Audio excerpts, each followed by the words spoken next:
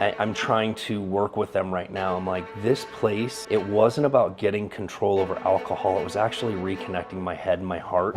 It's the oxygen mask on yourself first, right? Otherwise, how are you supposed to be conditioned to be able to serve these people, help these people? And I feel like parenting is kind of that same way almost. As a woman, I think it's really easy to get obsessed with, I want to look this way, I want to fit in these clothes, I want to, about what you look like right now in this moment. Stop beating yourself up in the mirror like, I didn't do this thing today, or I missed my workout today. Yeah, it's 1 out of 365. If you miss it 30 days in a row, you got problems. It's just that self-awareness needle of constantly being in the know of, okay, there's some days I'm not going to make it and some days I am.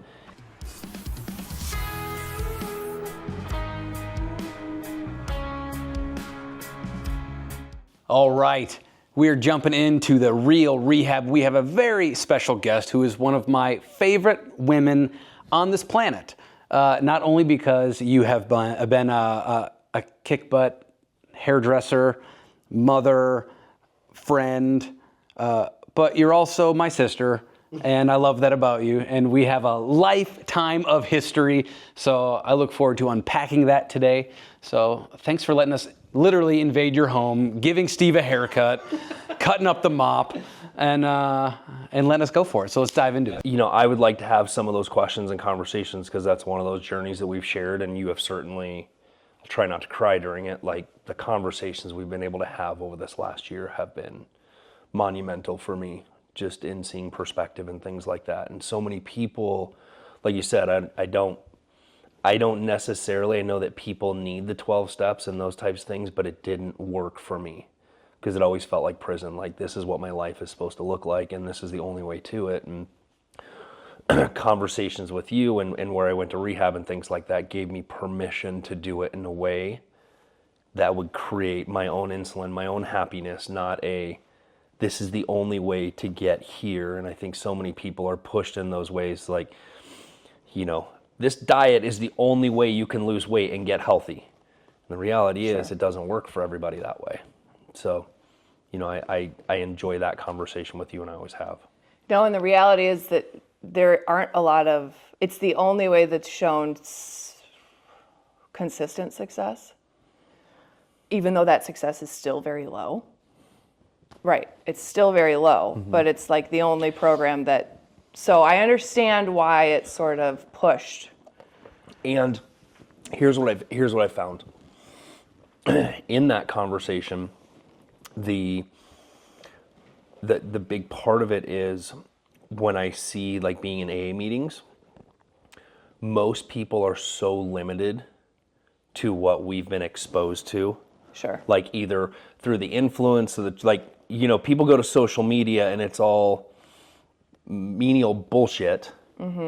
Unless you're searching for the people that are influencing your life. And I think about all the different things that I've been exposed to over the last 7 years that have been both good and bad, but it was also things that eventually helped my mindset and different pieces and made me stronger in that, to where I think the average person in the general public is not seeking those things that are strengthening their mind and their heart and going through that process. And those are all super important parts of building that healthy life that you don't want to escape from. Yes. They're critical. It's critical to know and understand, how the mind works and how the reward system works and how important it is to find your endorphin and your serotonin through exercise and through food and through being outside. And if you don't have that wisdom and you're not getting that in a recovery program, then you're not going to have those skills and those tools. All you're going to have is a room full of people to talk with. Right. Which is an incredible thing. Yes. Like, I've seen in some of the most amazing things happen in those rooms. And I do think it's a critical part because community is a critical part. Community is critical, right. But, once you can find some stability after you're not in crisis anymore, to have the skills to build that life and to keep yourself as, balanced and happy and energetic naturally as possible. When you were going through it, you said something about community, and that's been one of the big pieces for me. Did it take you a while to find your community? I found it kind of piece by piece. Right. Yeah. That's what I mean. It's like, some people, I know for me, I did the 30 days, 30 meetings, 30 days, and that wasn't my community, right? It Sure. just didn't feel good. It wasn't motivational. It wasn't inspirational. It was the same stories every day. Well, and if it's not with people that you feel connected to, then it's going to fall flat. Right. And that was a struggle that I had being in the entrepreneur space and in the public space, is like, where do I go that I'm not judged, that I can find people that are like-minded to have conversations with? And, it wasn't until I went to Soberman's where I was around more of the executive guys that were going through things, and you found some community there. But then, you said something earlier, was until you fully embrace the life that you want to live and you're not running from that, then you're just transparent with the people. And I remember having a lunch with some of the guys, that high profile guys, and I went to lunch. I'm like, look, no bullshit. Like, all cards on the table, because I can't do surface level shit anymore, right? And because I need community that I can lean on, support with, and be transparent with, rather than the being judged. Did you ever feel that? Like, Oh, sure. I mean, I was really fortunate that I had family that loved me and didn't judge me on both sides, and that I had really close friends nearby that also have been friends for decades. Yep. That none of it tarnished our friendships. But then finding people that are going through the same experience is also a kind of a community that I think you have to find. And I found that in all kinds of different ways. Like, I found that in certain podcasts, in books I was reading, and it wasn't necessarily all people that were face to face in my life. Right. So. I think it's so many people, when they start going down the road, is it starts out with wanting to make the change, and then finding freedom from that choice, where you're building that life that, like you said, you don't want to go back to, and you're not hiding from it, and you're not feeling like you're having to be somebody you're not. And I think that's one of the things that I did when I was dry drinking or dry drunk for Sure. 18 months. It wasn't a life that I truly enjoyed. I No, was of course still not. in the social environments and all the things, like, give me a grapefruit juice and freaking Red Bull, so I can stomach being here for a little while. Yeah. Yeah, I feel like you use the term white knuckling quite often. Like, you're white knuckling your way through this gathering, this meeting place, this season, all that stuff, instead of being super content in the person you were. To me, it was I remember feeling like my one goal was to become like a whole integrated person. And I know we've talked about this before. You become a very fragmented person when you're living like that. Yes, like, I'm this way with my family, I'm this way at work, I'm this way with my friends, I'm this way by myself. And I just wanted there to be one. I just want to be one open, whole, transparent person everywhere I go. Did it become exhausting? It's all exhausting. It's all exhausting. Are you kidding? And I think it's really exhausting for the people that love you, because it's confusing for them when you're, actively using and they don't really know that you're using, and it's secretive. They can tell something's not right, and they don't know why you're so moody, and they don't know what's going on. And then it all kind of comes to light, and you're like this like raw nerve that's exposed, and might scream and might hysterically cry and might be fun. Like, it's hard to tell.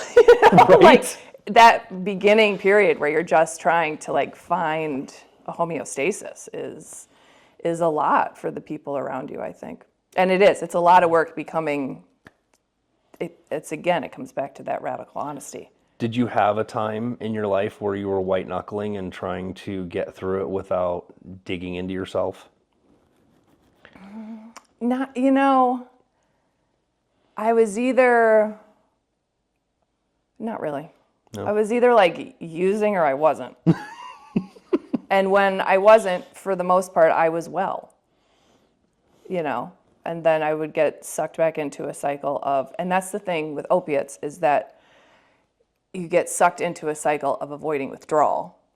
And so you aren't even really using to feel a certain way, you're using to not feel a certain way.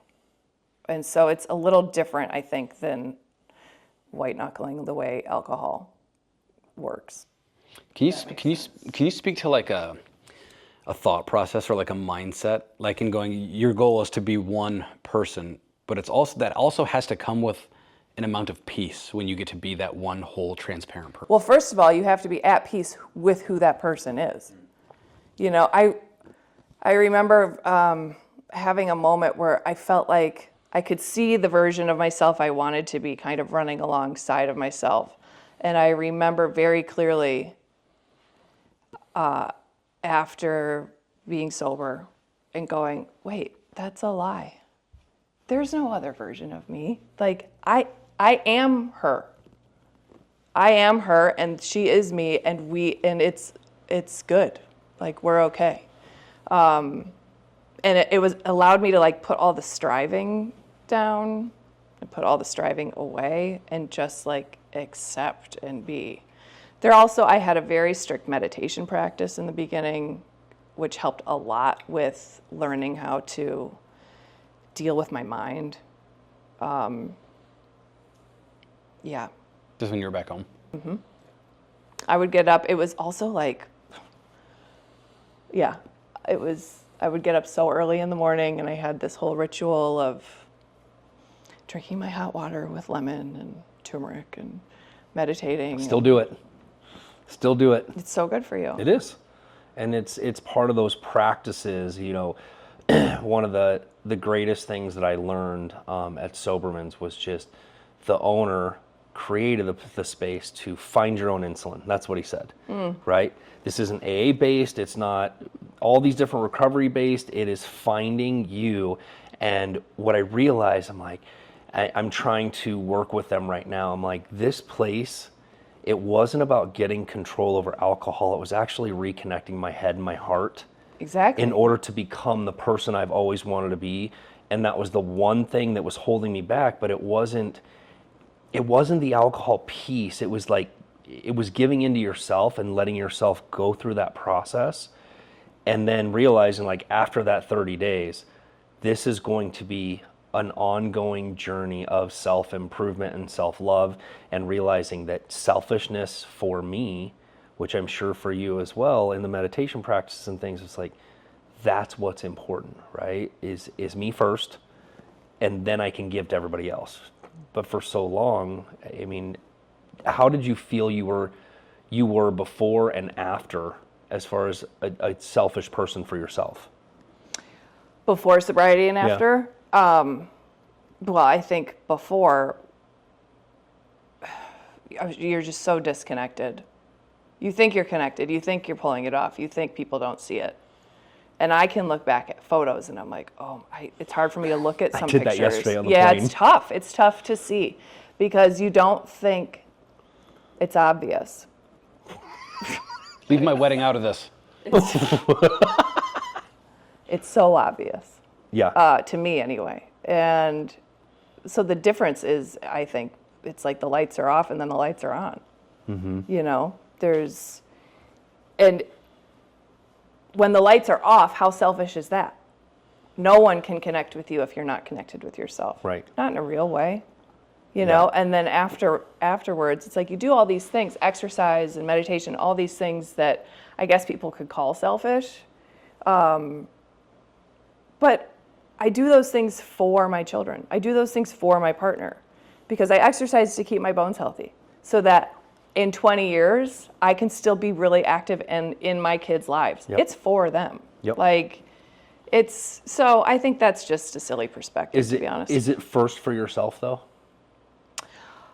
It's both. It really is both. On the days where I'm tired and I just don't feel like exercising, I do it for my kids. On the days when, there isn't a single time I've ever exercised and been like, I wish I wouldn't have done that.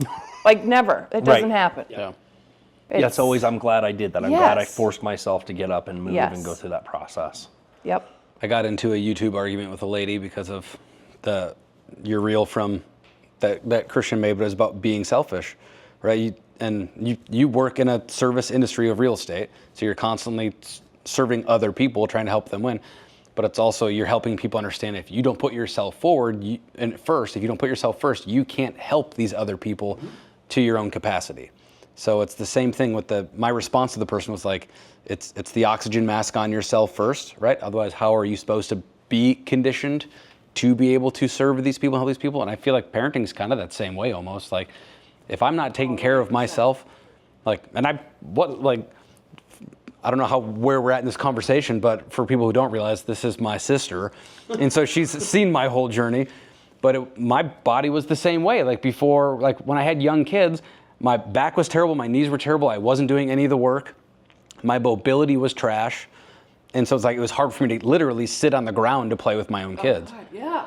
And you're like, and I feel like most parents probably go through it, and most people just struggle through it. I still don't like sitting on the ground. Yeah, but a lot of people struggle through that, or they just live in that instead of doing something about it. Sure. And that's what's doing the work, right? And you're doing the work now, not just for now, but for 20 years from now. And I think of it all the time going, I want to have energy when I'm a grandparent. I mean, honestly, a lot of it is, I was listening to a podcast with Peter Attia, and his whole thing is, what do you want the last decade of your life to be like? And it was such a great shift for my mind, because as a woman, I think it's really easy to get obsessed with, I want to look this way, I want to fit in these clothes, I want to, about what you look like right now in this moment. And so to take me out of that mindset and go, this isn't really about that.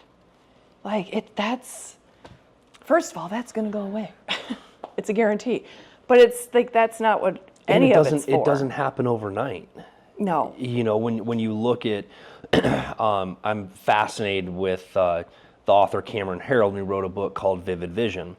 And I've never looked at it from the perspective, right? When we talk about vision and you talk about planning, you look at, like you're saying, 12 decades down the road or 2 decades down the road of what my vision is for the end of my life or whatnot. But very few people look at it and go, who do I want to become over the next 3 years? Like, let's start there and work through that path, because it takes consistency and work to become that person. It doesn't happen overnight.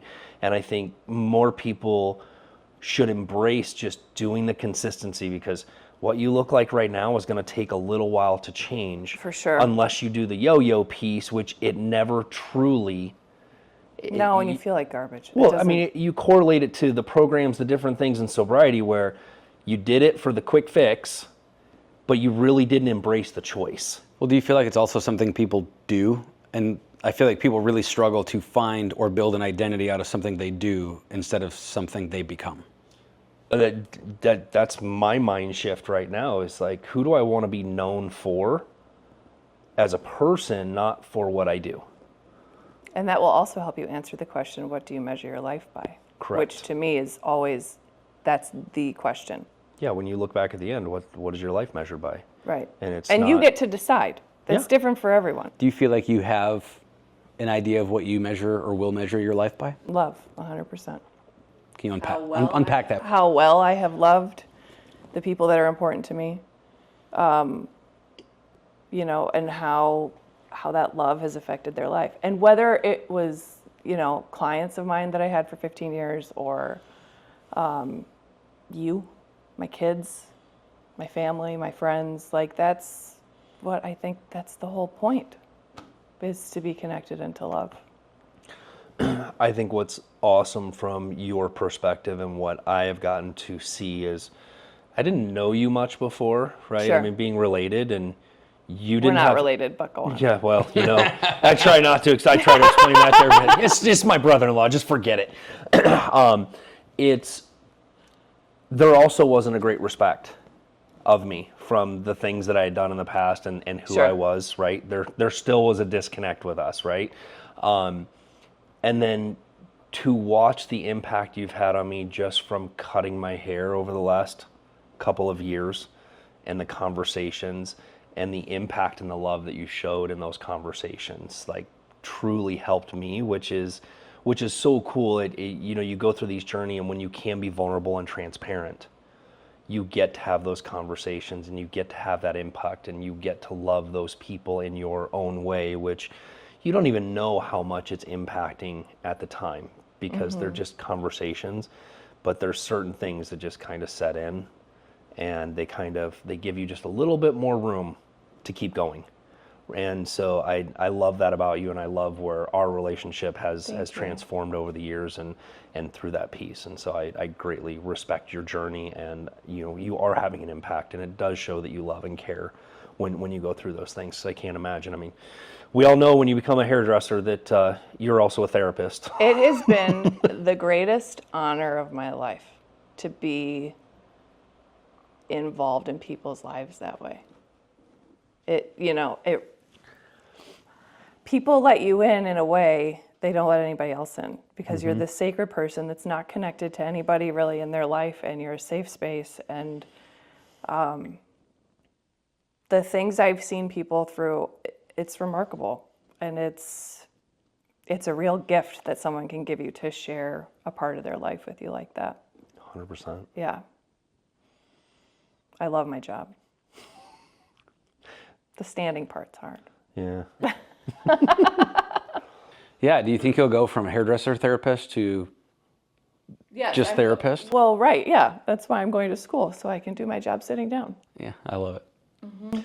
I think what's awesome about that is becoming a therapist after your journey, because you're able to have empathy and sympathy for people, but also give them the hard truths because you've been through it, is so needed in that space.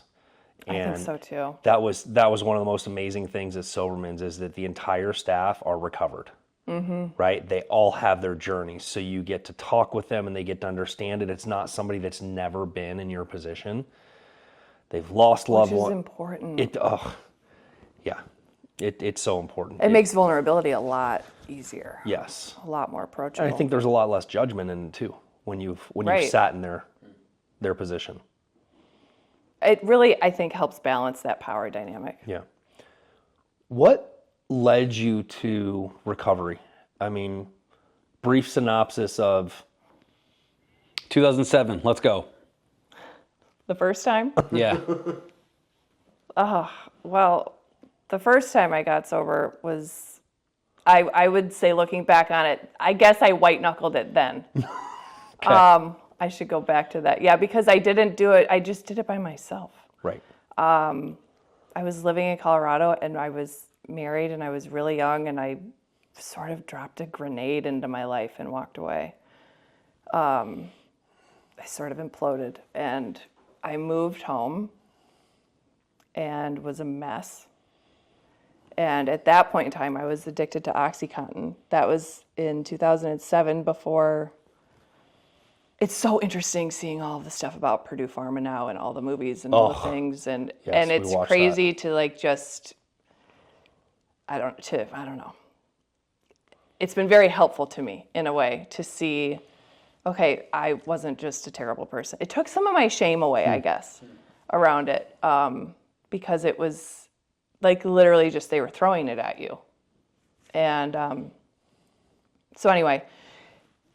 So yeah, I moved home and just quit cold turkey, and shivered and sweat and was sick and what felt like forever. I can remember watching TV and seeing the people on TV just walking around, and I was like, how are people walking around? It was traumatizing. Withdrawal can be very traumatizing. Yes, it can.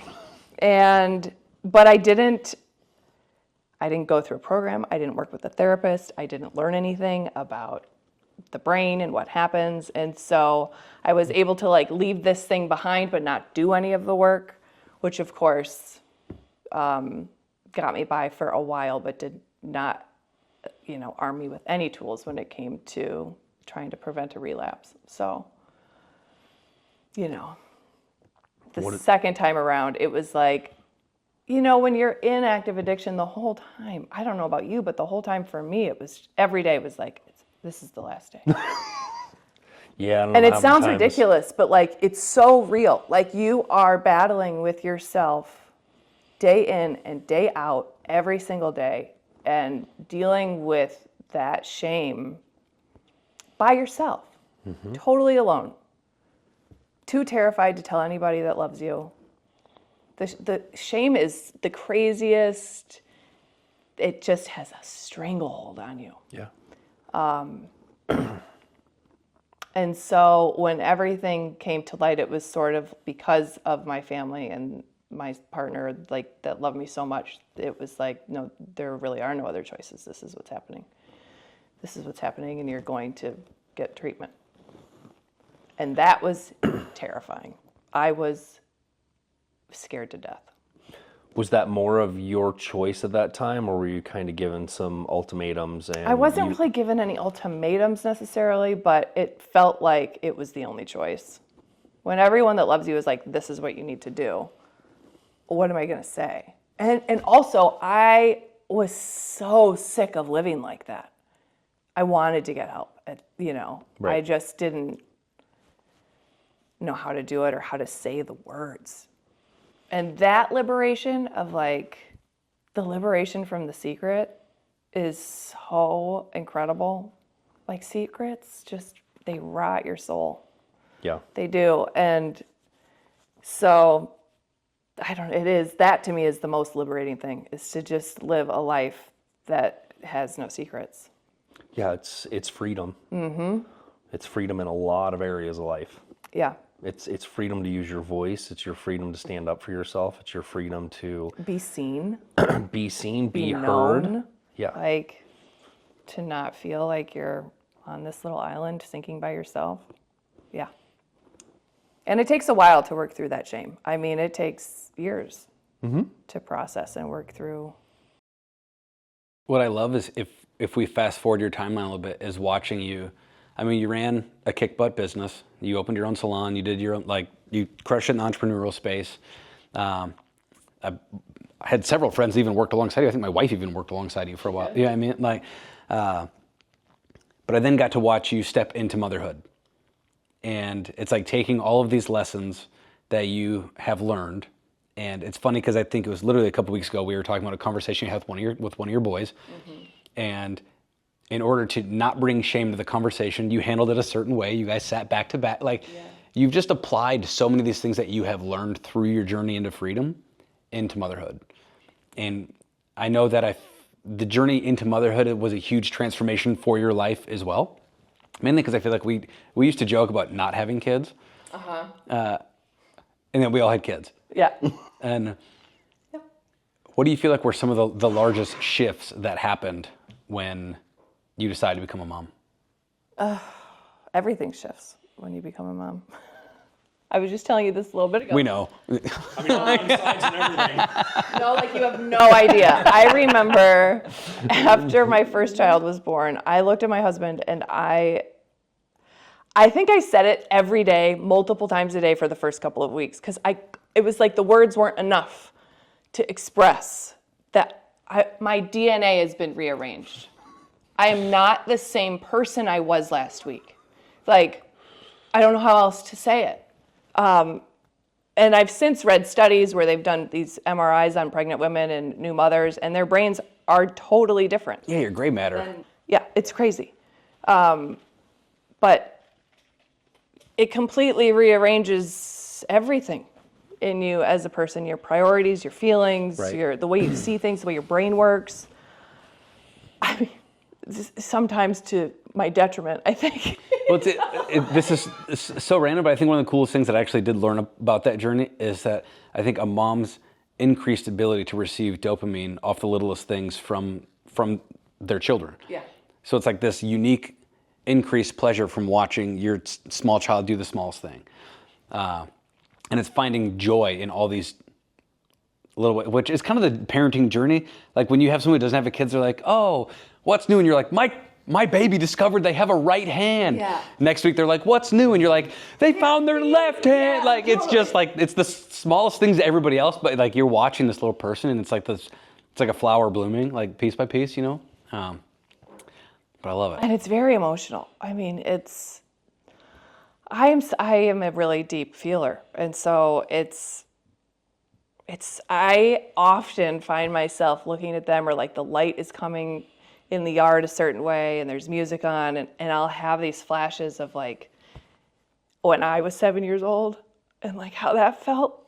And I'm like, it's this weird like meta thing that happens in my brain where I am fully aware that they may not remember any of this and that it's totally for me. And like some of the sweetest memories I have of being little are just flashes like that. They're flashes of like being in the living room with the lamps on. And it's the evening and there's music playing and we just finished dinner and we're like just bopping around the house. Yeah. You've always had a really good eye for capture. You were a young photographer. Mm-hmm. I mean, when we were kids, you would steal our dad's camera to take pictures, before you got into photography yourself. But I think also you've always had a really good opportunity to find a good composition, right? What the full shot looks like and take it in and receive it. And I still watch you do that now as a grown adult, as you soak in the moment. I feel like we should do a tour of your house. We walked in and Christian, who's behind the camera, is like, her house it's always decorated so perfect, this isn't a set, this is just Heather's house we're in. Right. So, but it's like your ability to see and take in that, not just imagery, but the moment. And that's what you're saying is like you feel the warmth of the light, even though you're looking at a picture. Like you just always had that great ability. But I think that grows once you've also become one with yourself. Like you've become that whole person and it's all connected and it allows you to tap into all of that. Well, and I think part of why I would find comfort in substance is because my feelings are a lot. And they can be really uncomfortable. So would a substance help you escape those emotions? Yeah, just mute them? Yeah, just mutes it, turns the volume down. Yep. And so a lot of that meditation practice and all of the work I do is, to be a healthy person is an effort to make peace with feeling my feelings when I'm feeling them. Like that's the point of feelings. They're there to be felt. And the more you try to avoid that, the more problems you're going to run into. But so I think that has always been kind of a piece of it. I think it's one of my superpowers, like being able to feel so big and so rich and like, but it's also, it can be a lot. It can be a lot. Sure. Steve's a big feeler. I cry at the freaking drop of a hat now. I'm just like, But that's you feeling and you know what the funny thing about the feelings is that if you feel them, they go. Yep. It's when you avoid feeling them that they take hold of you and then they get stuck and they get congested and then it becomes this other thing and they can mutate into, Yeah, you suppress it rather than just feeling it and sitting in it, right? And it's become friends with it. Yeah, and it's so interesting because I remember it from a therapist years ago when I was trying to control my drinking. Sure. Right? And she told me, she's like, well, if you're going to pour a drink tonight, she's like, I want you to pause and just feel the feels and then determine whether or not do you still need it or want it or whatever that is. And then, flash forward into sitting in the room doing therapy, group therapy with the guys, and the words were up on the board and they came together and I knew it had to do with like the choice if you were going to use or not. But I'm like, pause, identify, respond has to do with everything in life. If you can just pause for a minute and feel what you're feeling to identify either where it's coming from, why you're feeling that way. Is it something from earlier in the day? Is it something I said, something that's on my mind? And then get to respond to it rather than what I've always done typically is just react constantly. You're just like, go at somebody, right? You don't take the time to pull back. And it's with my kids, it's with my staff, it's all the things. And now I'm so big and I'm like, okay, I'm going to go take a deep breath. And that's, or I'm going to hang up on you. Right. So that I can just feel what I'm feeling and then I'll come back and respond to it. And even giving yourself permission to go, you know what, I need to just take a minute. Yep. I need to take a minute and I'm going to call you back. Yep. Is huge. But to me, that's exactly what meditation is. Okay. I think there's like a big misconception about meditation that it's like you learn how to quiet your mind, right? Good luck. The goal is to like not have thoughts. Completely, in my opinion, in my experience, not at all the goal at all. No. The goal is to be able to sit on the side of the river and watch your thoughts and not jump was one of the best the things. water, Yes. right? So if you find yourself, oh, I jumped in the water, okay, you just acknowledge you jumped in the water and you get back out. Dry yourself off. Dry yourself Sit off, back and down. then you just watch them pass. And when you notice you caught onto one, you just acknowledge it and let it go. And what happens is it like strengthens this muscle of recognizing that you are not the one thinking your thoughts, you're the one listening to your thoughts. Okay? Okay. And so when you have that gap there, there's a pause. You can recognize, oh wow, I'm having a really big reaction to this right now. Like there's this, which makes that pause easier to take because you're not overly attached to the, rah, I'm so upset. It's like, oh wow, I'm really getting upset. And then in that pause, you can evaluate. So I've never shared this with you, but I remember you saying, things floating by the river and that whole analogy when you were cutting my hair once. And then I happened to find this meditation that I use at night to go to sleep because it was part of the reason I used to drink was to quiet my mind, right? Sure. Too many voices in my head at night and all the problems that I needed to solve for and all the things. And that meditation gets into it. And she sets it up visually, this sit on the river and just watch things float by.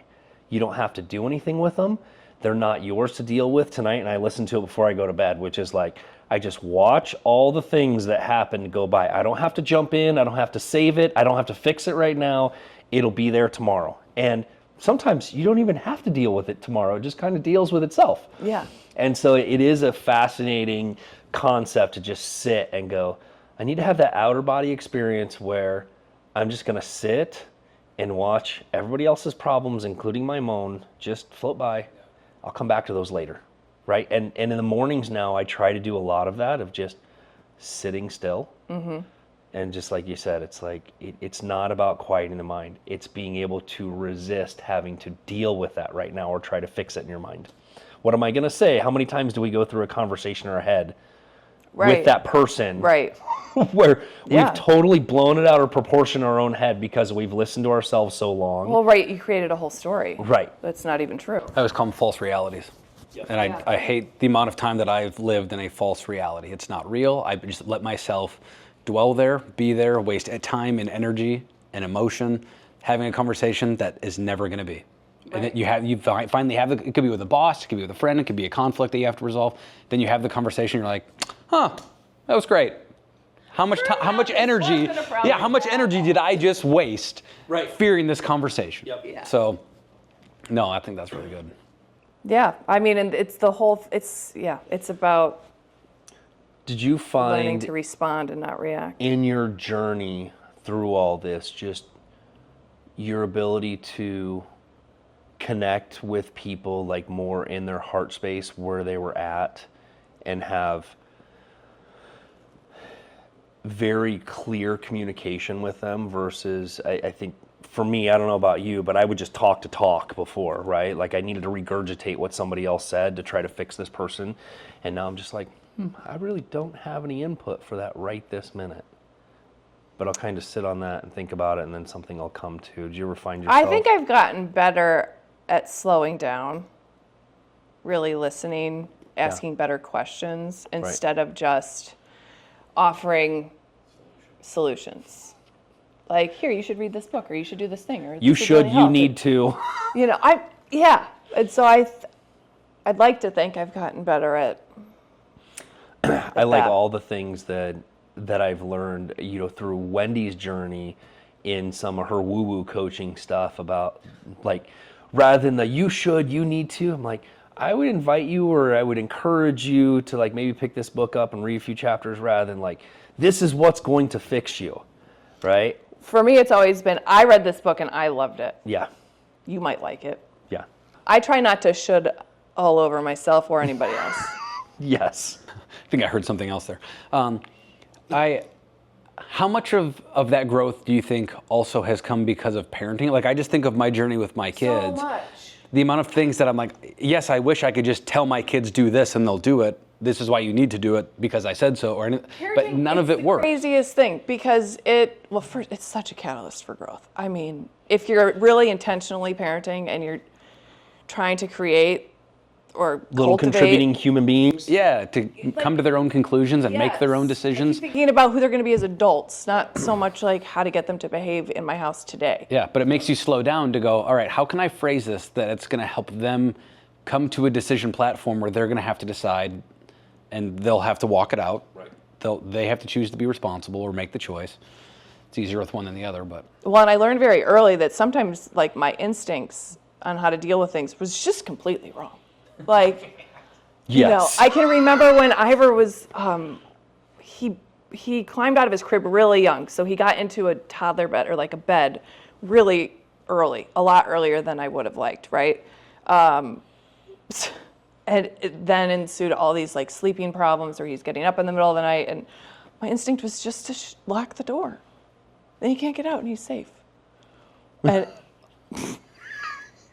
that didn't work. Get back in your cage. Yeah, and I remember calling my mom at one point and just being like, he's getting up at 2 a.m, turning all the lights on and screaming bloody murder.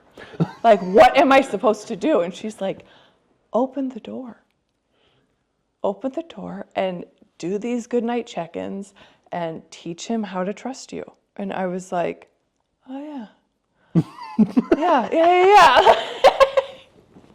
So it's funny. You think that, you know, a lot of it is sort of instinctually based, but not necessarily. Yeah. And so there's, Well, and a lot of the really good parenting choices you need to make are so much harder in the now.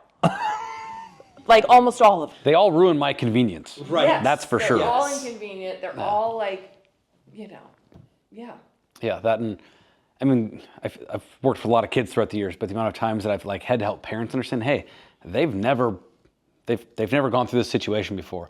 But the amount of kids I've had to help understand, hey, your mom has never parented this situation before. She's never parented you at the age you're at. Right. It's not like it's. It is weirdly liberating to get to this age though and realize like no one really has any idea what they're doing. Yeah. Like nobody. No, and You used to think your parents knew what they were doing, or your grandparents, or like your teachers, or who. Like nobody. We're all just taking our best stab at it, you know it's and that's really reassuring. I find that really reassuring. it is once we come to that conclusion. Yeah. Right? And, you know, it's very similar to recovery, right? There's no one way to do it. There's too many variables in all of our lives for there to be one way to get this done. Yeah. And same thing with kids. There's too many variables for my kids to be parented the same way yours are or yours are. Even your two kids to be parented the same way. Oh, nope. I learned It's- that not do that from my dad, because my dad just assumed beat the crap out of all of us when we had to and we were in trouble, and that's not that I was probably abused how or anything like that. Well, that's the best set of tools he had. Right. It was all he knew. Right. And that's what they believe is like every kid's raised the same. So I learned early on, you know, I could raise my voice and Christian would go into tears and Chase would stare at me, which just pissed me off more because there was no reaction. I'm like, oh. It's kind of like when Garrett looks at me when I say something. I'm like, say something, some sort of facial expression because you're pissing me off. So that's where your kid gets it from. I always think of we have a niece that she's like one of the best kids ever, but she had an attitude, and I remember we have another sister, and when she would look at and try to yell at her daughter, she'd be like, "Oh yeah, Mom, are you gonna spank me? Are you gonna spank me, Mom?" And you're like, and it's just kids are. Bring me the 2x4. Nothing will test you, man. Nothing will test you like your own kid. Right. Right. And it's, again, a huge exercise in responsiveness versus reactivity. Yes. Because you will be at your wit's end. You've had a long day. You didn't sleep enough the night before. You've been parenting all day. That you don't get to pick like what parts of you and your spouse go into your kid.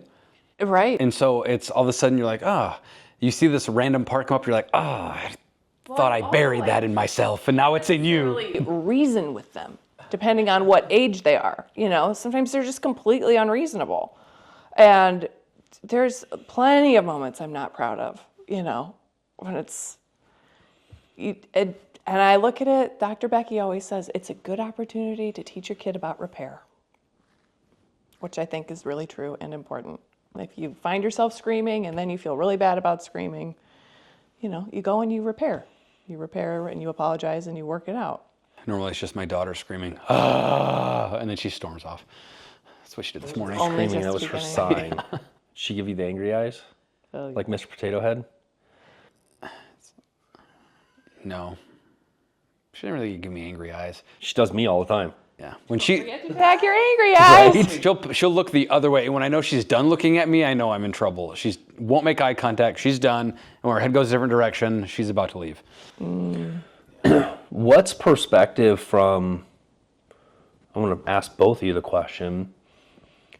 When you've recovered, I'm in recovery, all the things, what does it look like conversation with your kids down the road?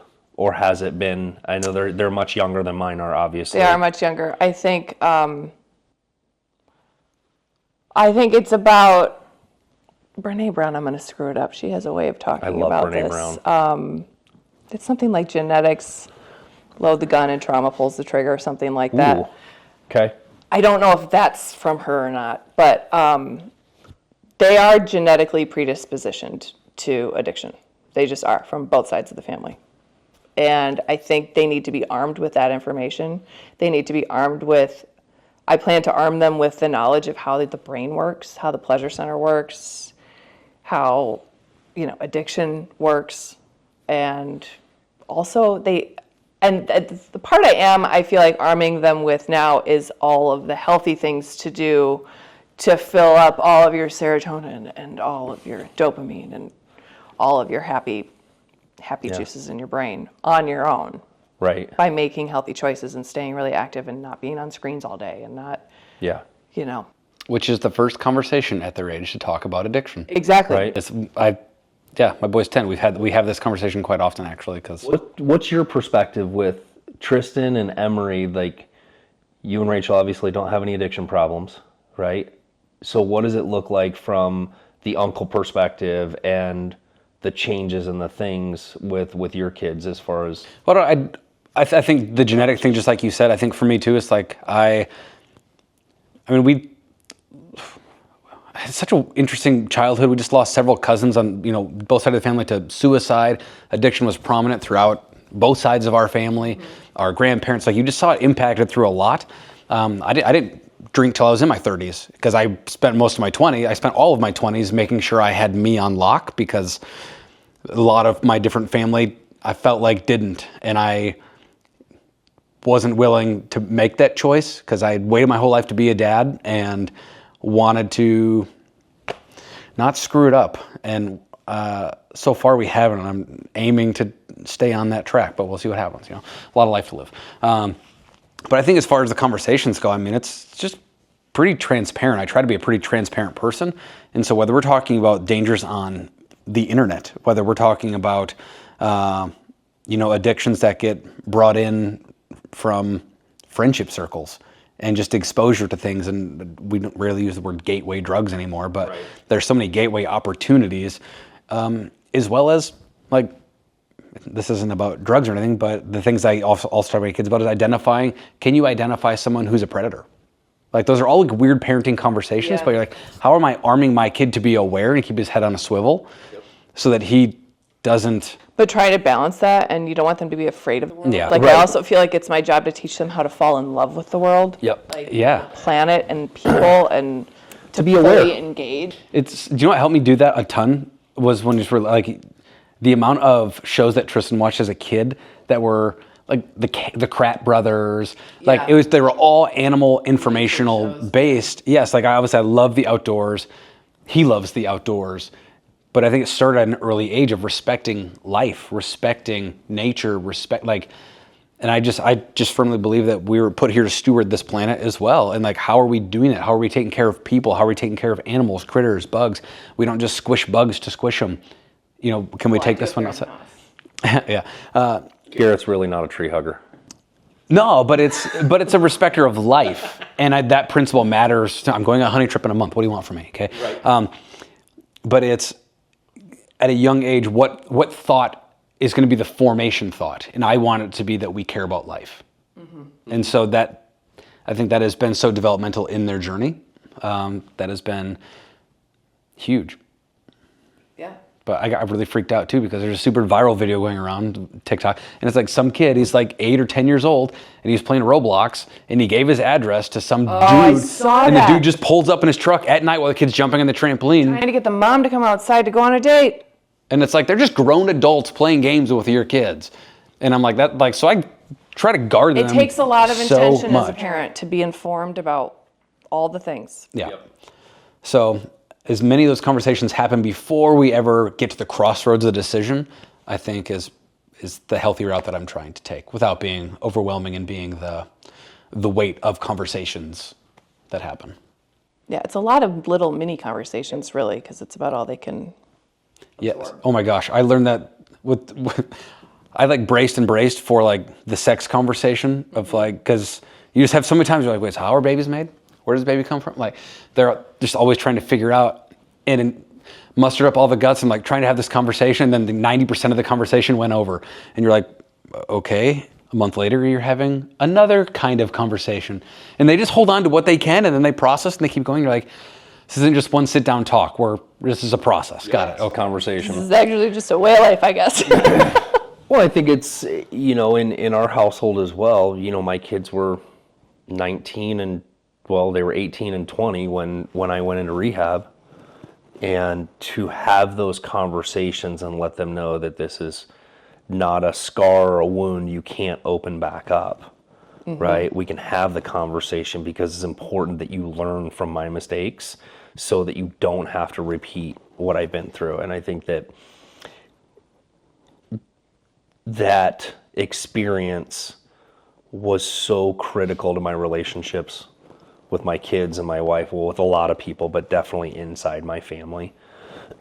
Yeah, it's a vulnerable place to put you into that transparency piece. The second you kind of stop talking about it or stop being willing to talk about it, I would go, Yeah.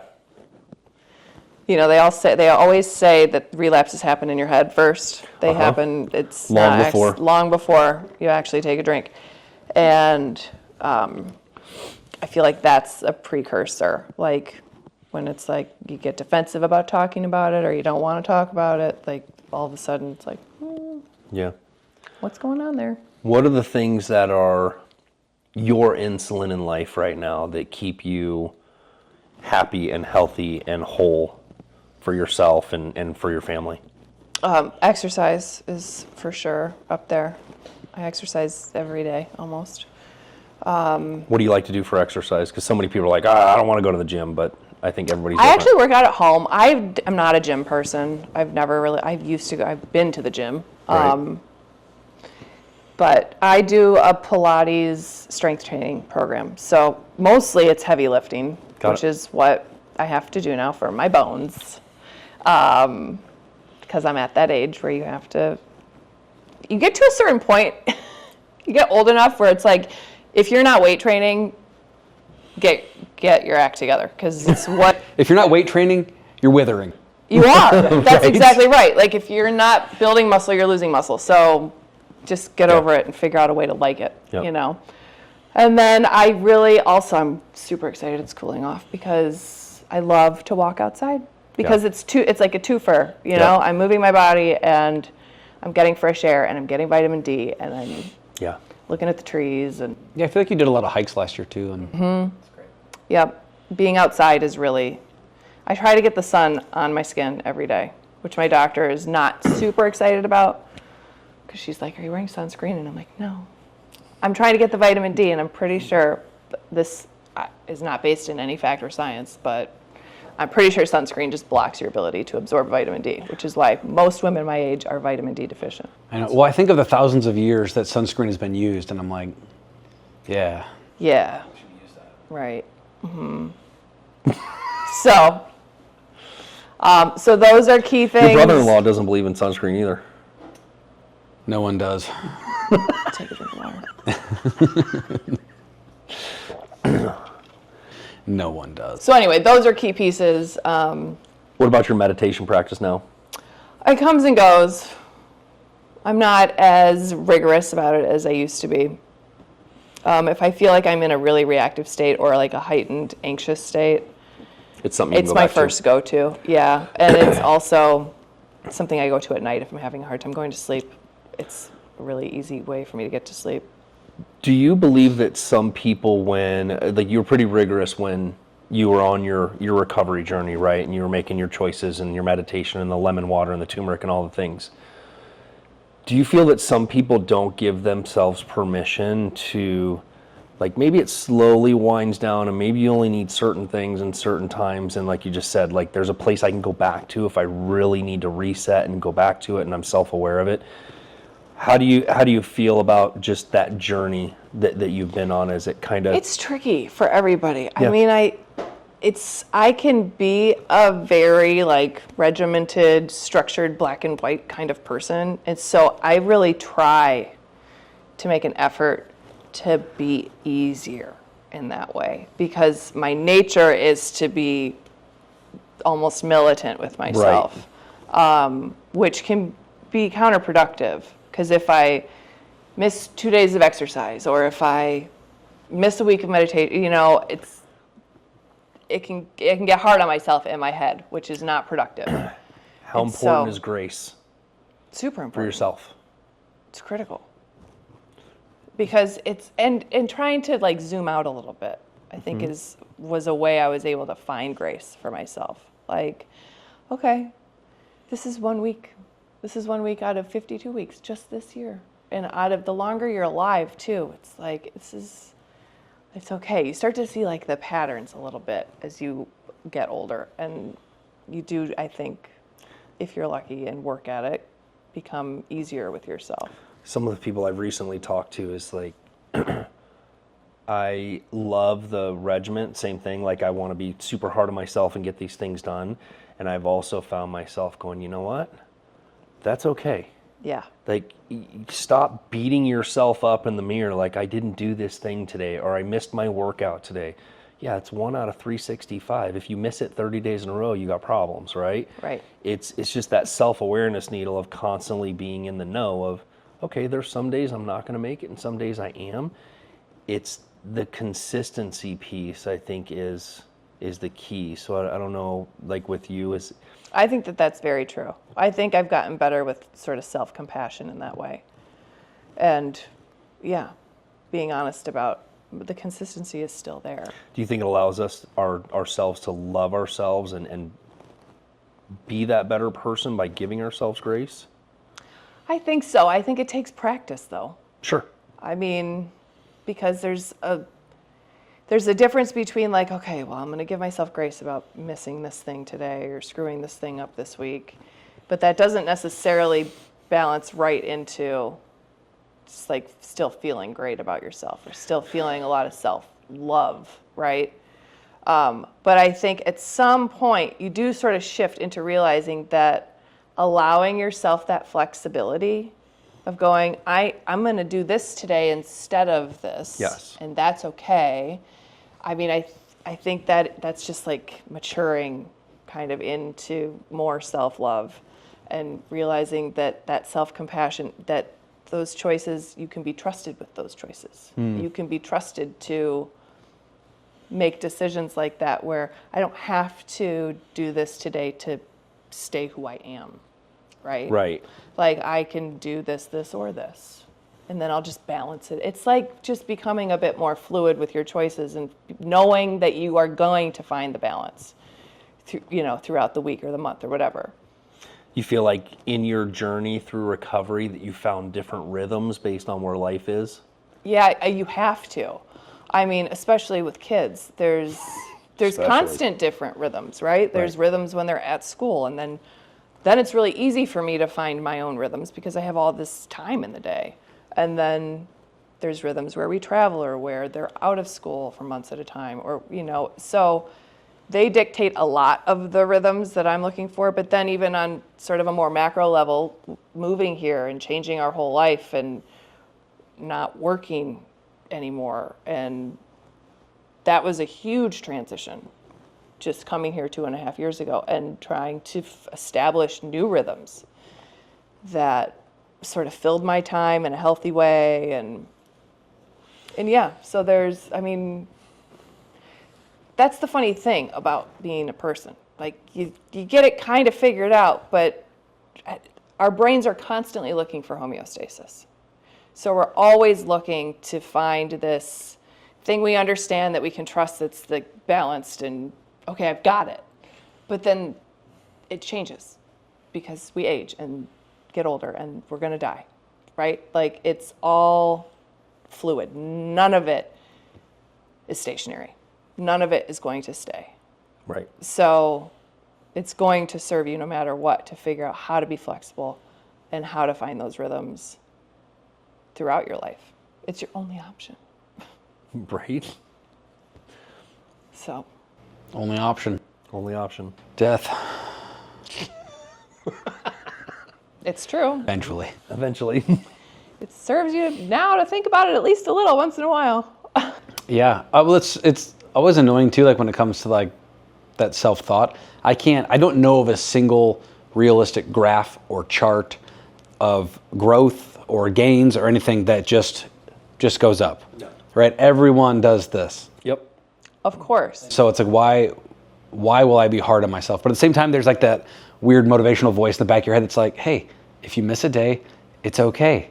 If you miss 2 days, careful, it's the start of a new habit. And I'm like, okay, I got to get back on it, like.